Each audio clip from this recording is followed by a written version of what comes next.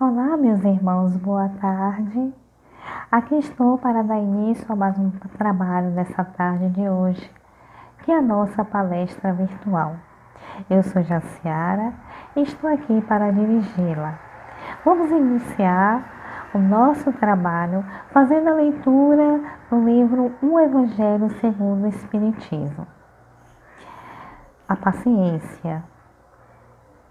A dor é uma bênção que Deus envia aos seus eleitos. Não vos aflijas, pois quando sofres, mais benizei ao contrário o Deus Todo-Poderoso que vos marcou pela dor neste mundo para a glória do céu. Seja paciente. A paciência é também uma caridade, deves praticar a lei da caridade ensinada pelo Cristo enviado de Deus. A caridade, que consiste na esmola dada aos pobres, é a mais fácil das caridades, mas há uma bem mais penosa e, consequentemente, mais meritória. Perdoar aqueles que Deus colocou sobre nosso caminho para serem os instrumentos dos nossos sofrimentos e colocar nossa paciência à prova. A vida é difícil, eu sei. Ela se compõe de mil dadas que são picadas de alfinetes que acabam por ferir. Mas é preciso considerar os deveres que nos são impostos, as consolações e as compensações que temos por outro lado. E então, veremos que as bênçãos são mais numerosas do que as dores. O fardo parece menos pesado quando se olha para o alto do que quando se curva a fronte para o chão. Coragem, amigos. O Cristo é o vosso modelo. Ele sofreu mais do que qualquer de vós e não tinha nada a se censurar, enquanto que vós tem vosso passado a espiar e vos fortalecer para o futuro. Seja, pois, paciente. Seja cristão. Essa palavra encerra tudo. O Espírito Amigo, Ávere, 1862. E agora vamos à nossa prece inicial. Vamos sentir as boas vibrações que vêm do alto, as boas energias, e agradecer ao Pai Celestial por essa oportunidade que estamos tendo.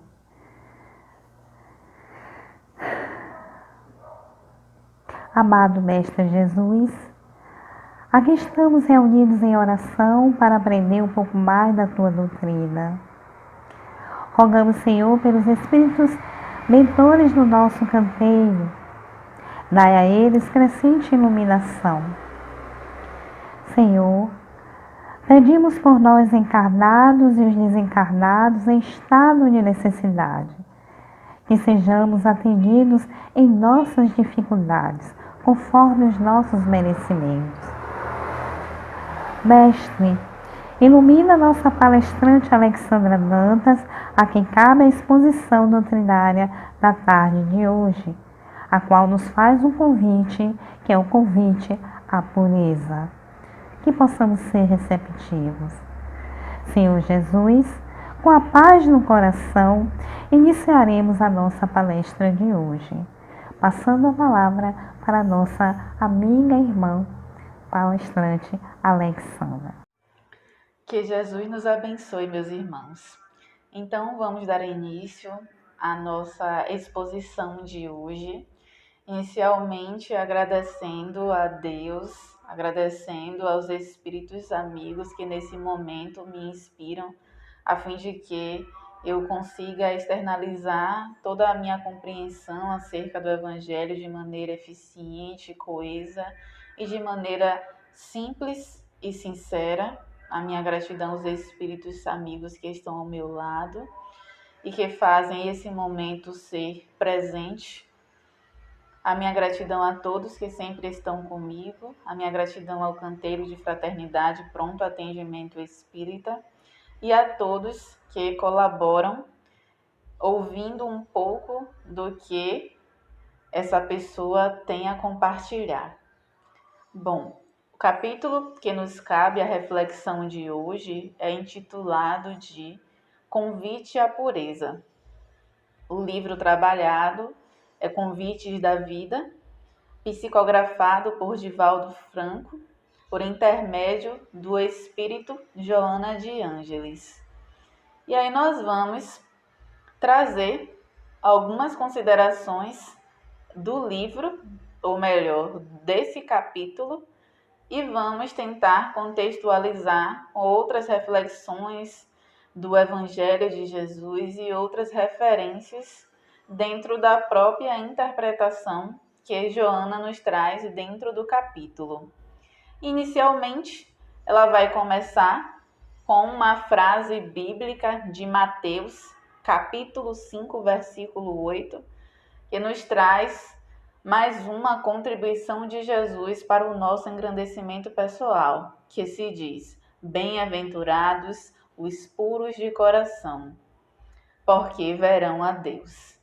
E aí, a gente vai começar a mergulhar no que significa ser puro de coração, até porque o capítulo é intitulado de Convite à Pureza, e é essa pureza, a pureza do ser puro de coração, como Jesus nos trouxe, é que Joana vai nos trazer como convite, mais um convite da vida, a fim de encontrarmos nossa comunhão com Deus. Então, o que seria ser puro de coração? E aí, nós vamos nos reportar ao Evangelho segundo o Espiritismo, também no capítulo de Bem-aventurados os que têm puro o coração, onde Jesus continua a nos trazer a oportunidade de reflexão com o emblema da criança, né? No tópico Deixai vir a mim as criancinhas. E tem uma passagem muito bela, né? Que Jesus estava se atendo, se entretendo, né?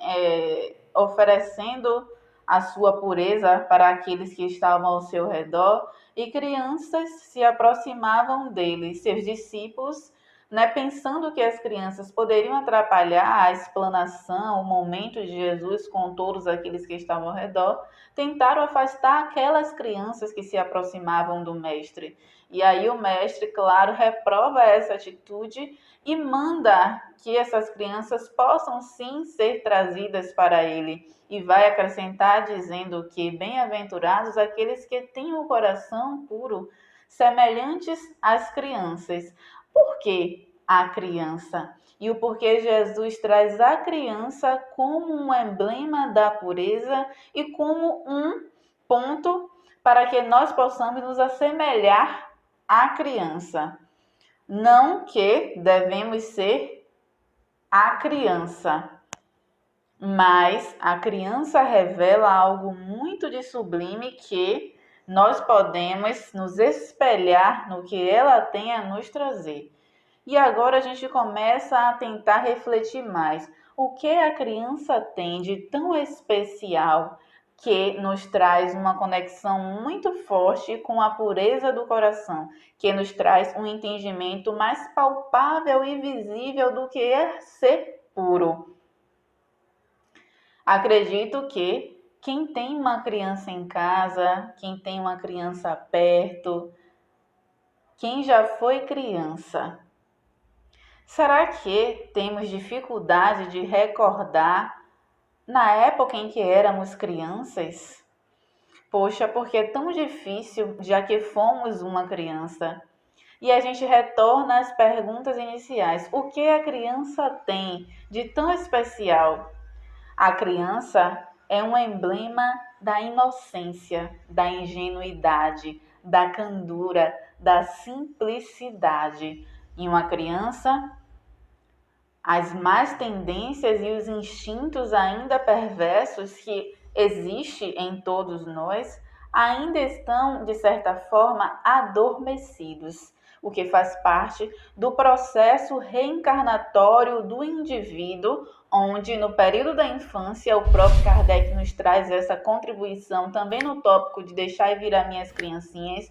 É no período da infância onde o espírito está ainda despertando para a oportunidade reencarnatória, onde o corpo está em processo de amadurecimento fisiológico, orgânico, a fim de permitir que melhor as potencialidades daquele espírito se expresse. Então é nesse momento que o espírito está mais suscetível a todo o processo de correção e de condução moral que os pais têm a oferecer.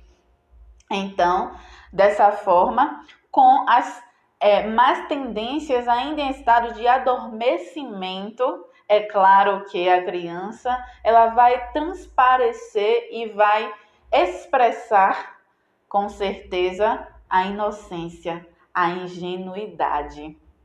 Esse não entendimento do que é o mal, a perversidade, a não malícia.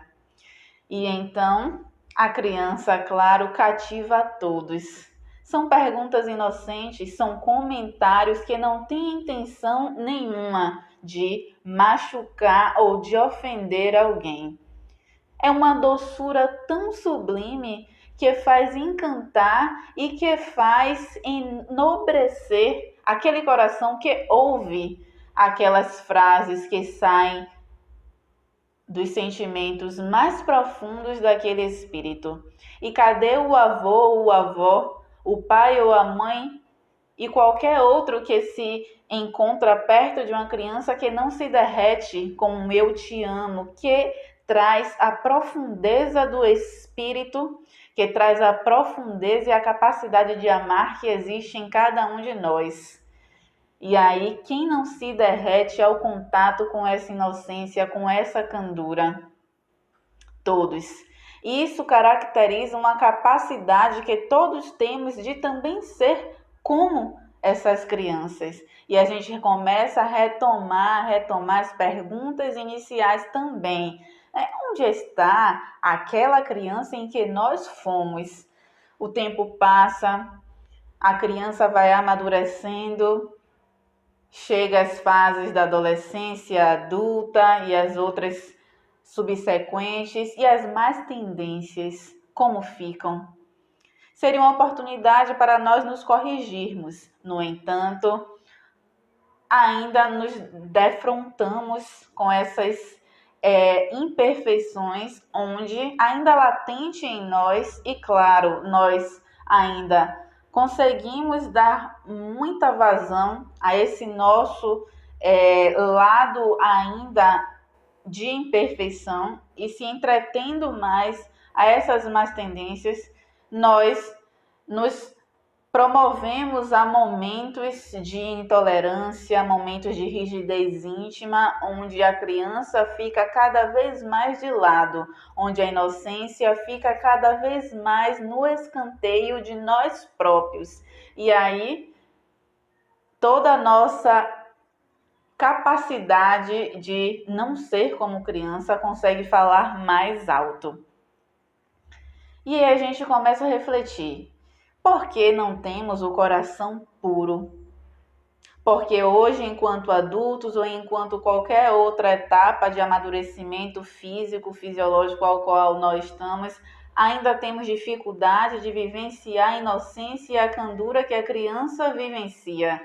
O porquê isso? E isso pode ser essa, na verdade, é uma pergunta íntima e individual para todos nós. Porque, claro, somos seres que todos estamos em um processo de amadurecimento mais ou menos semelhante, até porque todos estamos no mesmo planeta. No entanto, cada um tem a sua própria individuação e sua própria oportunidade de vivências e aprendizados. Logo, embora todos estamos no mesmo patamar, cada um tem as suas vivências diferenciadas e tem, claro, a sua evolução também diferenciada. Por isso que a pergunta deve ser íntima. E nesse momento deve definir o nosso atual estado agora, que é se propor a evoluir. Então, se propondo para evoluir, é importante nos perguntar o porquê da inocência nesse momento não domar as nossas ações. Claro, é preciso que nós possamos confirmar o quanto nós não temos ainda a inocência e a pureza como das crianças, porque se tivéssemos, é claro, o convite da vida não seria para nós, já que é para nós, é importante refletir sobre isso. O porquê não tenho ainda a pureza como as crianças têm? Claro, essa pergunta vai ser para cada um de nós refletirmos em nossos momentos de autoconhecimento. E aí, Joana vai dar continuidade com a seguinte frase: não importa quem foste, o que fizeste, quais os teus equívocos e erros. Lembrando que o tema é convite à pureza, então ela vai dar continuidade. Não importa quem nós somos agora, não importa o quanto a criança ficou ou está esquecida, não importa todas as ações, os atos, os pensamentos malévolos, não importa o passado culposo, o passado de erros, não importa a pessoa vil, a pessoa culpada, a pessoa egoísta, a pessoa orgulhosa, não importa o espírito ainda com muitas animosidades, ou com muito rancor, ou com muito ódio. Não importa aquelas ações que nesse momento me culpam, me paralisam e não me fazem perceber a luz e a potência de pureza que sou. Não importa esse passado. O que importa é o que eu sou e o quanto eu posso ir além. E a gente traz também uma frase da música Raridade de Anderson Freire que diz: o pecado não consegue esconder a marca de Jesus que existe em você. O que você fez ou deixou de fazer não mudou o início, Deus escolheu você. Olha que linda mensagem essa música nos traz e que nos faz também relacionar com a frase de Joana. Não importa o que nos caracteriza atualmente, o que importa é o que somos, e o que somos é seres de luz criados para a perfeição, independente do que se mostra, né, por nós, existe uma marca de Jesus, que é, com certeza, a potência de ser filho do Todo-Poderoso. E isso, claro, é o que nos define enquanto espíritos imortais caminhando para a perfeição. É nisso que nós devemos nos ater. Porque se não pensarmos que estamos em caminhada e em construção e que a nossa meta é a felicidade eterna, nós não vamos conseguir dar passos adiante e não vamos conseguir nos desconstruir do passado de erros e nos construir para um futuro de acertos. E esse início, claro, que Anderson nos traz, Deus não mudou o que fez ou deixou de fazer, não mudou o início. O início é de que todos partimos para um mesmo objetivo. Fomos criados simples e ignorantes e estamos em busca da perfeição. Nada nem ninguém muda isso. E jamais isso mudará. É uma fatalidade a qual todos estamos inseridos, ou seja, todos nós vamos alcançar essa meta e o convite à pureza é uma oportunidade. Joana de Ângeles continua: ninguém avança pelo progresso, pelo caminho do progresso moral, sem o contributo das experiências que decorrem do sofrimento, das lições dos erros, das matrizes muitas vezes dolorosas da criminalidade. Ou seja, nos descaracterizar enquanto seres que têm muitos erros ainda, é uma imensa falta de amor também, amor por si próprio. Porque no momento que a gente consegue repudiar os nossos erros, a gente repudia a si próprio. E no momento que a gente repudia a si próprio, a gente não consegue amar a si e desta forma se permitir a ser puro. Então, só porque erramos, não temos a capacidade de não mais errar, é só porque já erramos, é que nós não vamos acreditar que podemos não mais errar.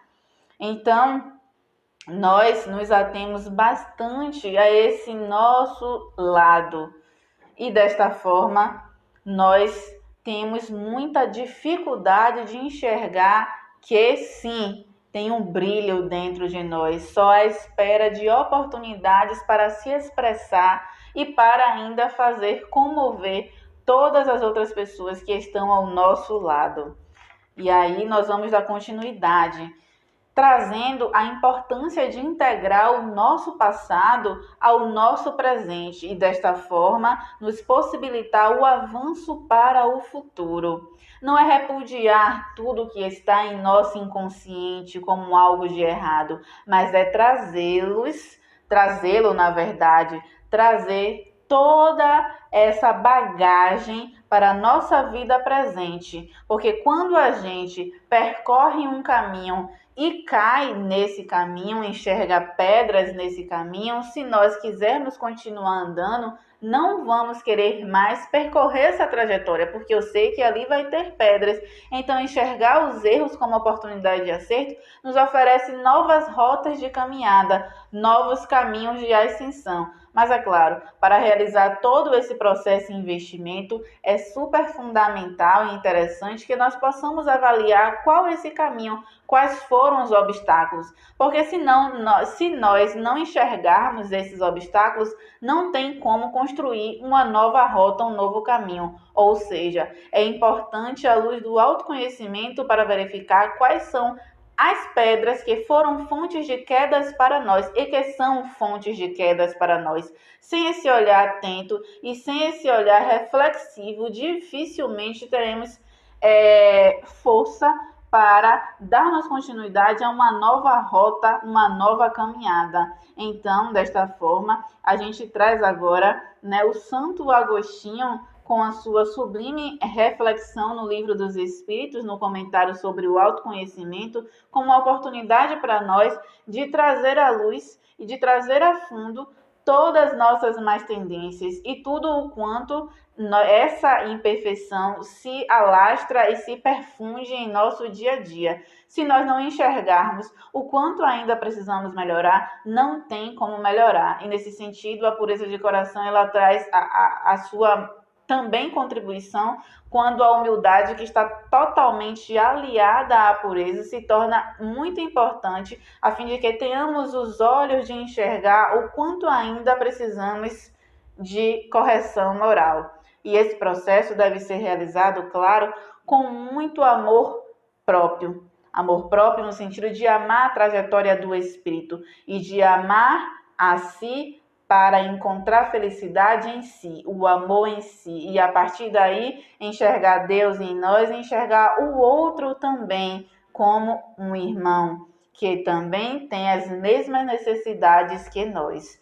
A humildade se torna importante nesse processo, porque com confiança de que estamos em ascensão e de que é natural que ocorram oportunidades infelizes a nosso favor, a gente consegue compreender de que o amanhã sempre é um novo dia e de que o passado não nos faz estar acorrentados a ele. O passado, ao invés de acorrentar, pode ser fonte de libertação, se a força da vontade conseguir quebrar os grilhões que nos ligam ao passado culposo. E então, estamos quebrando os grilhões ou não estamos? Ou ainda estamos acorrentados aquela pessoa que não me define? É uma reflexão. Joana continua. Pureza, portanto, hoje, agora. Por quê? Porque nós precisamos desse sentimento para alimentar e abrilhantar a nossa existência. E é porque a nossa meta é alcançá-lo. E, desta forma, continuar nessa caminhada nos favorece alcançá-lo cada vez mais. E aí a gente vai dar continuidade. Como é ser puro nos dias atuais? Porque tem uma contribuição de Joana muito interessante acerca disso e acredito que essa reflexão pode ser importante para todos nós. Como é ser puro nos dias atuais? É um questionamento que a gente traz aqui, ainda não é uma contribuição da Joana. Como é ser puro nos dias atuais? Será que temos dificuldade de ser puro? De ser como uma criança, trazendo a criança como emblema da pureza? Se pararmos para perceber, ser puro no dia atual é quase como um desafio quase que impossível, né? Porque diante de um mundo tão capitalista e tão materialista, ao qual todos nós estamos submersos, se posicionar perante cristão e se posicionar como, né, uma criança nos torna refém de algo muito que nos torna tóxico para nossas almas, que é o orgulho e que é o egoísmo. Com certeza nós já tivemos muita dificuldade de expressar toda a pureza que existe em nosso coração, porque o orgulho em muitos momentos consegue falar mais alto e aí a gente não consegue quando vê uma outra pessoa que a gente acha que é diferente por ostentar títulos, que a gente acha que é diferente por ter cursos de graduação, que a gente acha que é diferente por ter uma casa, por ter dotes físicos, por ter contributos financeiros avantajados e por ter tudo que não temos e por ser em alguns pontos algo que não somos, nós com certeza em alguns momentos nos rebaixamos e temos dificuldade sim de expressar a pureza que existe em estado latente em nossos corações. E a partir daí, com certeza, aquela criança fica cada vez mais frágil, aquela criança fica cada vez mais submissa, fica cada vez mais quietinha no canto dela porque ela acha que esse mundo não é para ela, que esse mundo é somente para aqueles que são fortes, como se a força física e a força de se expressar em um mundo que é competitivo e se de entrar na competição fosse de fato a pureza e o que nos traz a felicidade. E achando que entrar na competição e também querer nos invadir e nos ostentar e ter aquilo que o outro tem e ser aquilo que o outro é, e estar sempre atento ao que é palpável, ao que é visível e que alimenta a matéria, isso tudo a gente acha que satisfaz a alma quando não satisfaz. E cada vez que a gente dá um passo em direção a tudo isso que nós trazemos aqui, a criança ingênua e inocente começa a se distanciar de nós. E é claro que nós vamos ter vergonha de estar em um mundo onde nós não conseguimos entrar na competição. Agora, o que é essa competição, hein? O que é essa competição e o porquê desejamos tanto entrar nessa competição? É uma também reflexão que todos nós deveremos nos ater e que com certeza em algum momento de nossas existências nós já sentimos muito por não ter conseguido entrar na competição. Ou, se entramos, não conseguimos vencer dentro do quesito do que os nossos olhos naquele momento conseguiam entender como competição.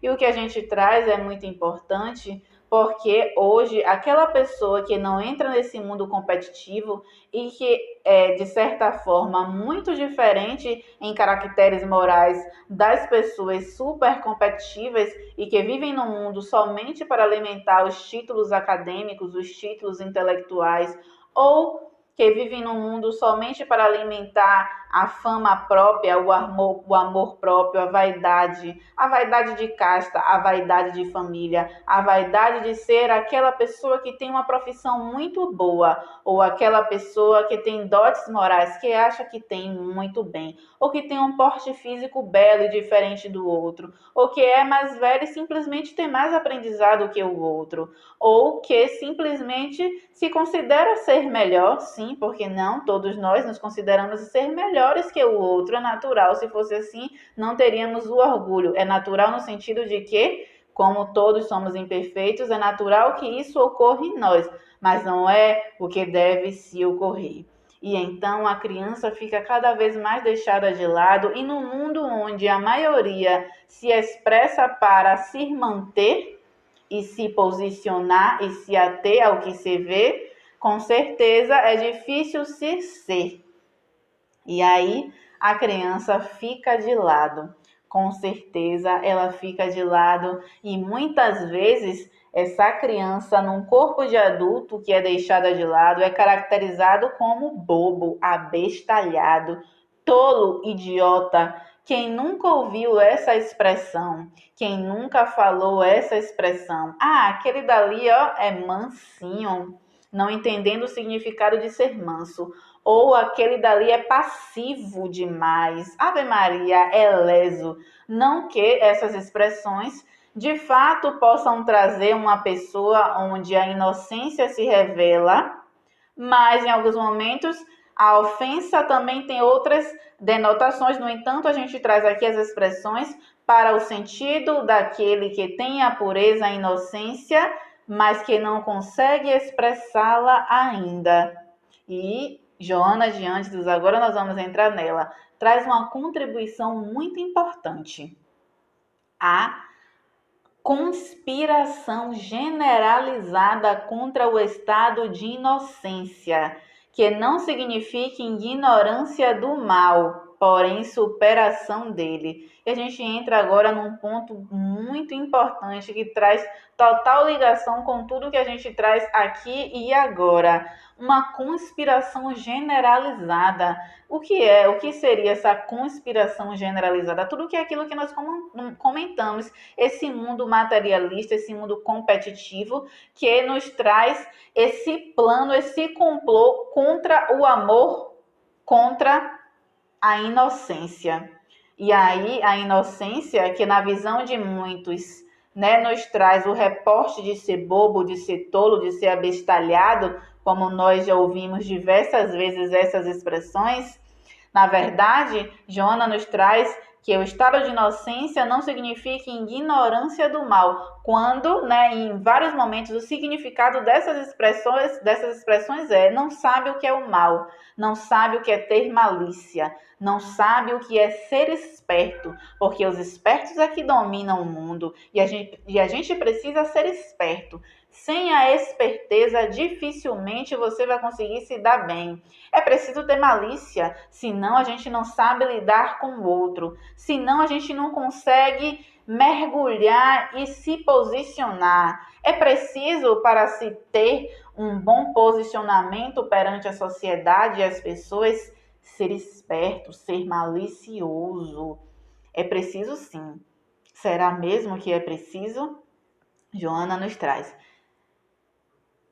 Inocência não significa ignorância do mal, mas sim superação dele. Ou seja, aquele que traz a inocência e que consegue dar atividade a esse estado que está em todos nós, ele não é um ignorante do mal, como muitas vezes nós achamos, mas sim um grande homem que superou o mal. Porque superar o mal é não usar das mesmas armas que o outro utiliza para estar no mundo. E aí, nesse momento, a gente pergunta: quais armas estamos utilizando? Armas num bom sentido.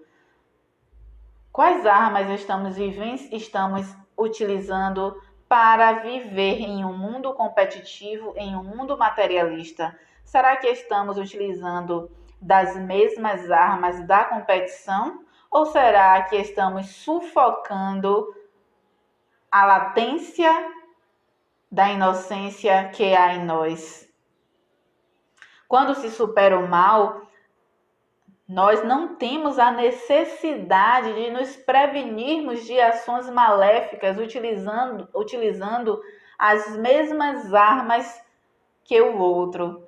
Porque, na maioria das vezes, pode ser esse o pensamento. Eu preciso me prevenir daqueles que querem me ofender. Eu preciso me prevenir daqueles que querem me humilhar. Eu preciso me prevenir daqueles que querem me derrubar. E aí eu preciso estar atento, de olho, enxergando sempre o que ele quer trazer para mim. enxergando sempre o que ele quer fazer comigo. Eu tenho que ficar me policiando o tempo todo, mas que mundo é esse, né?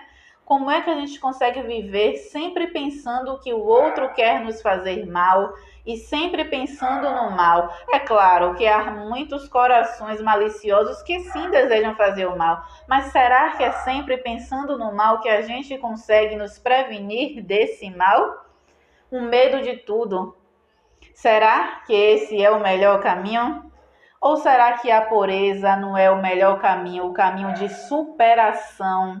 Porque quando se supera, com certeza o amor liberta. E além de libertar, o amor que advém do estado de pureza, o amor protege. Porque com amor, meus queridos, não há ofensas, com amor não há humilhações.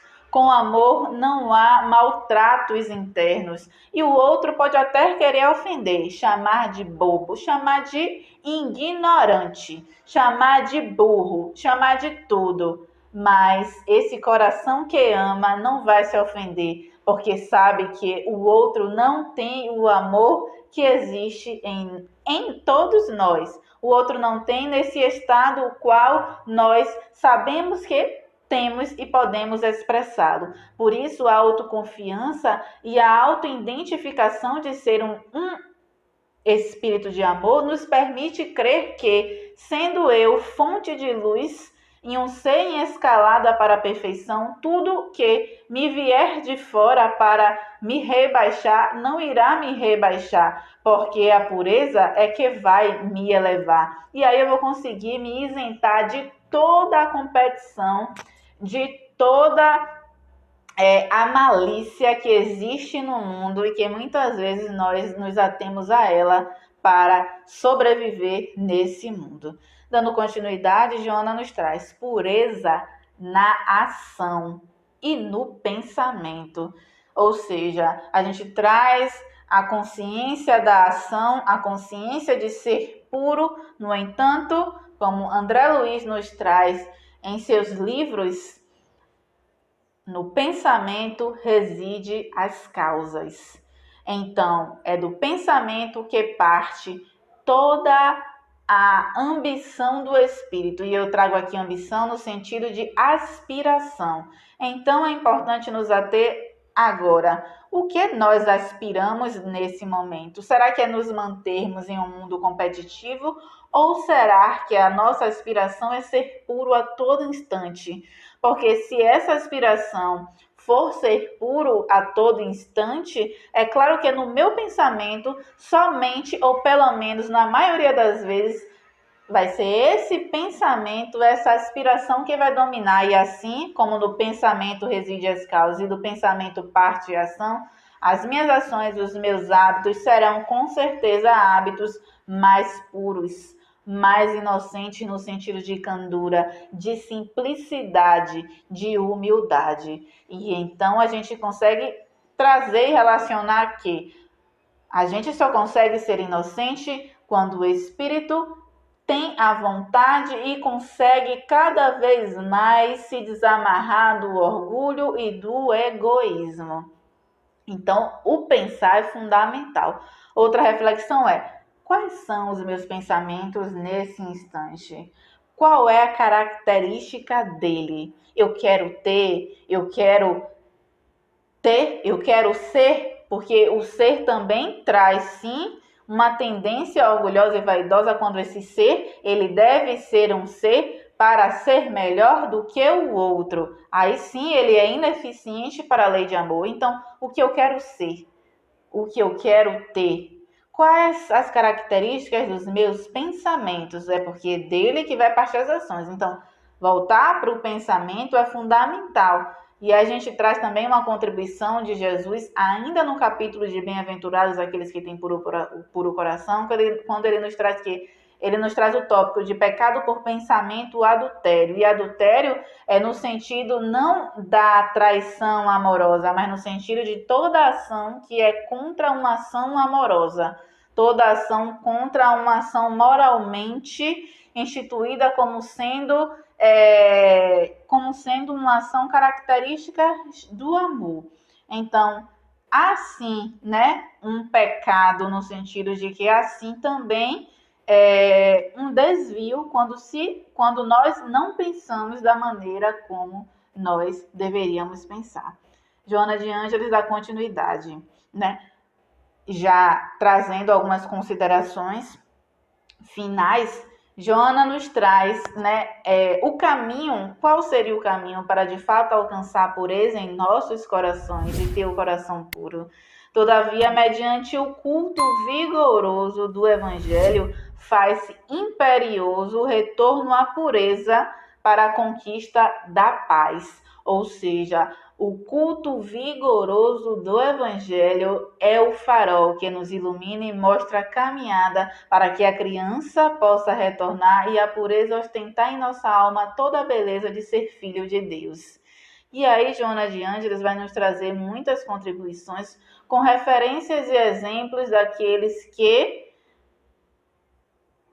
foram adultos, mas que esse adulto, que na maioria das vezes reside em nós, um adulto malicioso, um adulto esperto, um adulto sempre previdente do mal, né, nesse sentido de estar sempre atento a tudo, a todos, como nós havíamos comentado, esse adulto ele foi superado pela inocência da criança.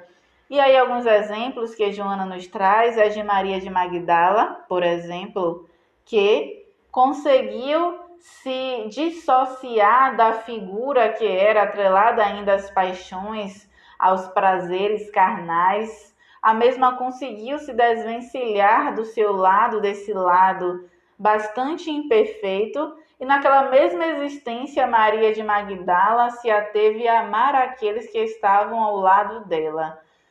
E claro, né, que isso tudo não é um passe de mágica, e simplesmente a força da vontade como alicerce e mola propulsora de nosso desenvolvimento e progresso intelecto-moral. E não é nada que esteja distante de todos nós. É tudo o que está em nós. Só basta, claro, nos permitir para que haja um desenvolvimento da faculdade de progresso do espírito. Porque se nós nos permitirmos, a Maria de Magdala que existe em todos nós, aliada aos prazeres carnais, com certeza será ressignificada e uma nova Maria irá ressurgir e promover em nós atos enobrecidos que nós nem imaginávamos que poderíamos ter.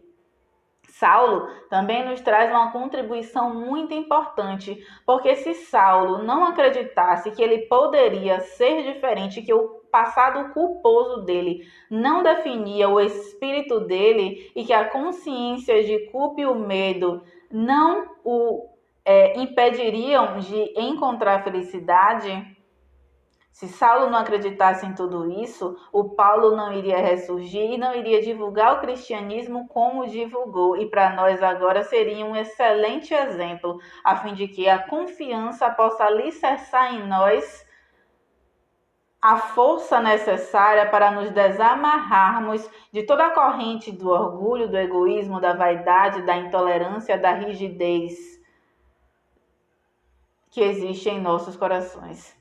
Então é preciso a confiança em si. Se não tiver a confiança nas próprias forças, com certeza a caminhada se fará difícil, porque sem o contributo da autoconfiança, do auto-amor, amor para o espírito em evolução, a caminhada se torna exaustiva e cansada, porque se caminha para quem?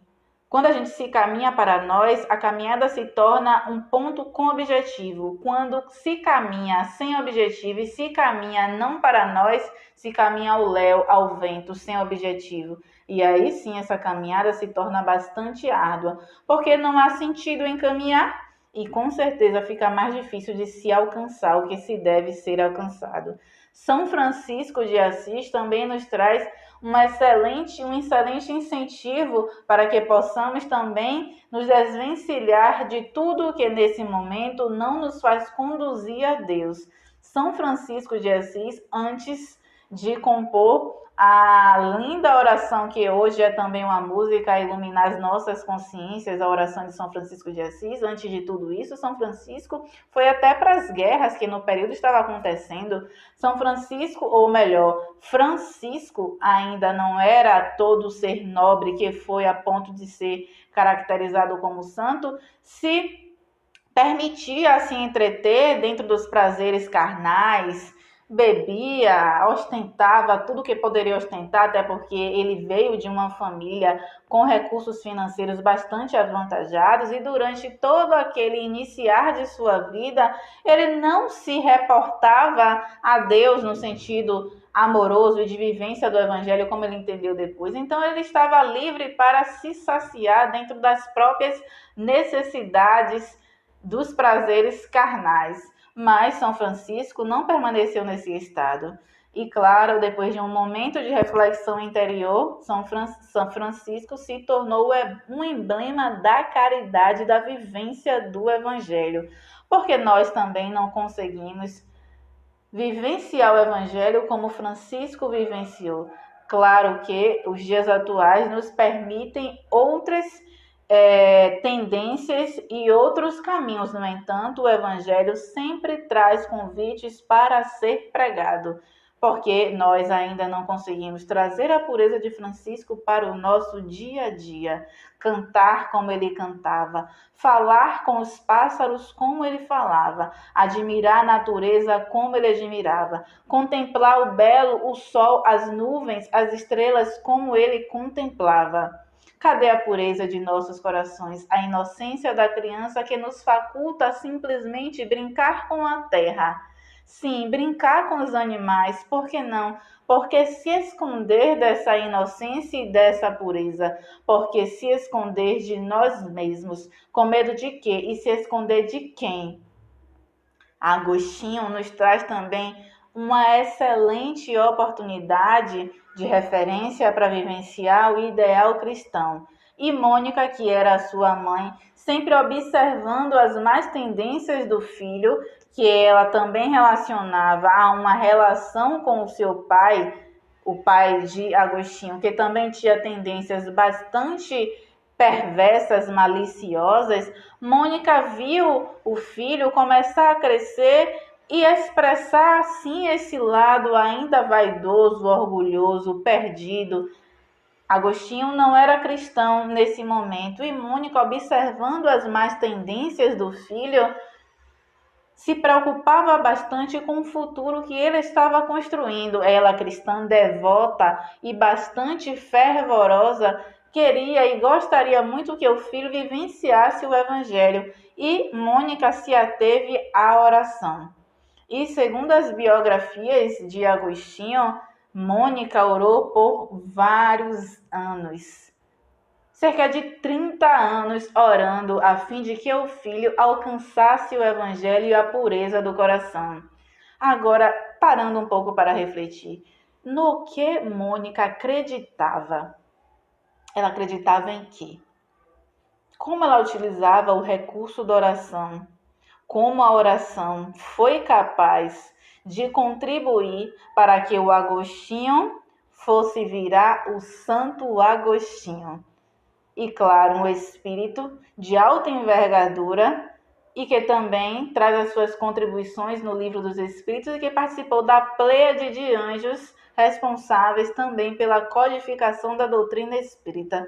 Mas olha, Mônica utilizou do recurso da oração como recurso de incentivo, como recurso de amor, para que aquele coração ainda não puro pudesse despertar para a realidade de Jesus. E depois de vários anos orando, Agostinho conseguiu, de fato, vivenciar a pureza do coração e largou tudo, toda a vida que tinha para viver a simplicidade do Evangelho. Olha, quantas referências, quantos exemplos para que nós possamos ser Maria de Magdala, para que nós possamos ser como São Francisco, como Saulos, como Agostinhos, o Santo Agostinho. E trazendo a oração como uma ferramenta substancial para a comunhão com Deus, que possamos utilizar esse recurso para confiar na pureza de nós e trazermos essa pureza à tona e assim a criança se expressar e trazer a inocência para brilhantar as nossas existências. Joana continua: reinicia agora o teu programa de pureza. Se ela pede para nós reiniciarmos, é porque esse programa estava parado ou pausado. Então, reiniciemos, meus queridos. Vamos nos permitir que a pureza assole de nós a esperança de ser, sim, uma Maria de Magdala, a esperança de vivenciar agora o Saulo, a esperança, sim, de amanhã ser como São Francisco e de que no futuro o Agostinho possa, enfim, brilhar as nossas existências para que possamos contribuir cada vez mais com a mensagem e a multiplicação do Evangelho de Jesus.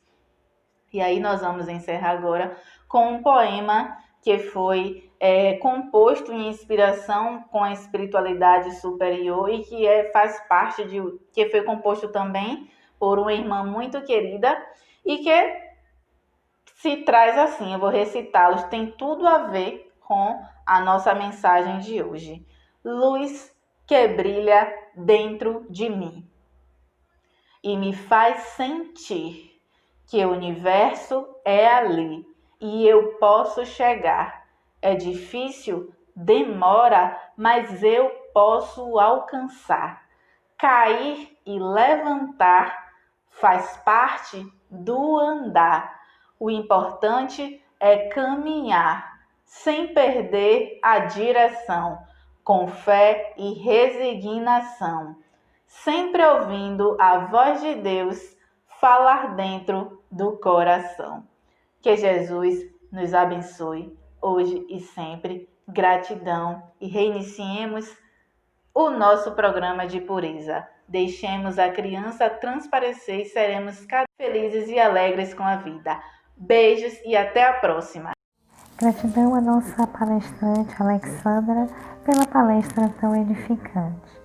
E agora vamos à nossa oração final. Amado Mestre Jesus, estamos aqui te agradecendo a assistência que nos destes para que esta doutrinária se realizasse em clima de paz e harmonia. Agradecemos ainda as boas energias que nos foram doadas pelos nossos irmãos que aqui estiveram presentes. Gratidão aos nossos irmãos encarnados que estiveram conosco durante a tarde. Aos esclarecimentos que nos foram passados pela nossa irmã Alexandra. Senhor Jesus, em teu nome e com a tua permissão, estamos aqui encerrando essa palestra da tarde de hoje. Que assim seja. Gratidão, meus irmãos. Muita paz.